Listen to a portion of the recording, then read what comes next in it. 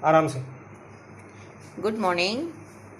मैं कंचन पारीक MDMCA से कक्षा 4 के सभी विद्यार्थियों का स्वागत करती हूँ।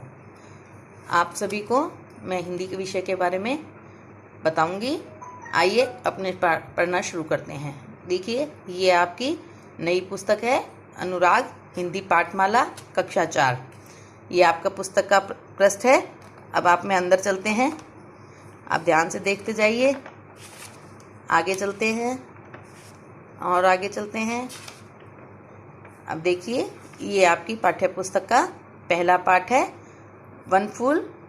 इसके बारे में अब मैं आपको बताऊंगी और उम्मीद करती हूँ आप सभी इसे ध्यान से पढ़ेंगे और ध्यान से सुनेंगे, और अंत में जो मैं आपको प्रश्न दूंगी आप उन्हें अपने प्रश्नों को हल करने की प्रयास करेंगे।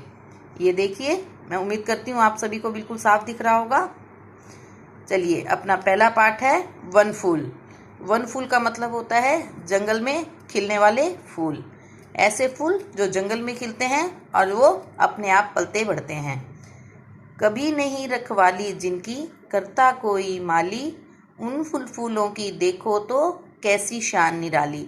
इसमें कवि कह रहे हैं कि ऐसे फूल जिनकी कोई भी रखवाली नहीं करता और ना ही उनका कोई माली है, अर्थात ऐसे फूल जो जंगल में अपने आप खिलते हैं, जिनकी देखभाल भी कोई नहीं करता और ना ही उन फूलों का कोई माली होता है। माली वो होता है जो बाग में पेड़ पौधों की देखभाल करता है।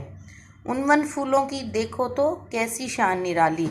इन जंगल में खिलने वाले फूलों की जो शान होती है वो अनोखी होती है, यानी कि ये जो फूल होते हैं ये अपने आप में निराले होते हैं।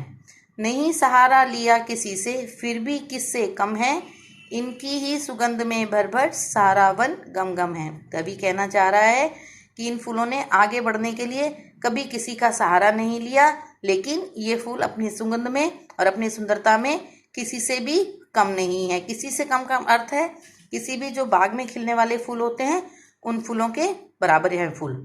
इनकी ही सुगंध से भरकर सारा वन गम गम है। और इन फूलों में इतनी सुगंध होती है कि इसकी सुगंध से सारा जंगल महकने लगता है। देखो इन फूलों पर कितने भौरे हैं मंडराते। कवि कह रहा है कि देखो जो ये फूल हैं इन पर कितने तरह के भौरे मंडराते हैं। भौरे होते हैं एक छोटे से कीट जो फूलों के ऊपर मंडराकर उनका फूलों के ऊपर घूमते रहते हैं और उनका रस पीते हैं।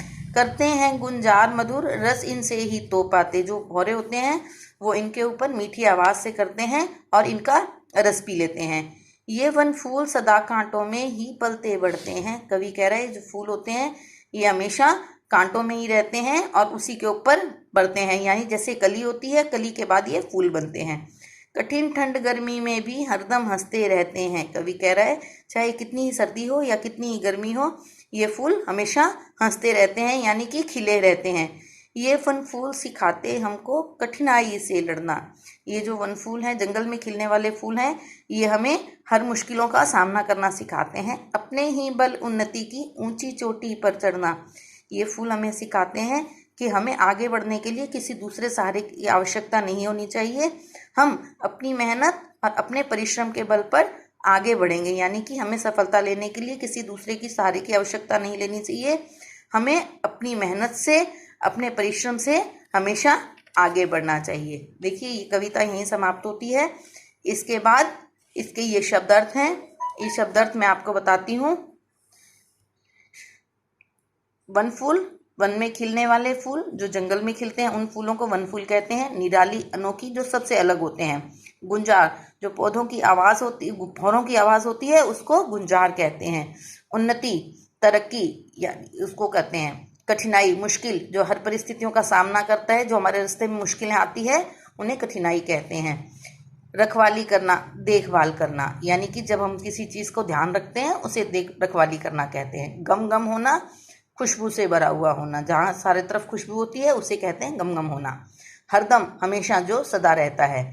मधुर, मीठा, उसे हमें मधुर कहते हैं। चोटी, शिखर, पर्वत की सबसे ऊंची कोना, उसे चोटी कहा जाता है। चलिए, ये मुझे आशा करती हूँ कि आप सबको समझ में आ गया होगा। अब मैं आपको गृह कार्य देती हूँ।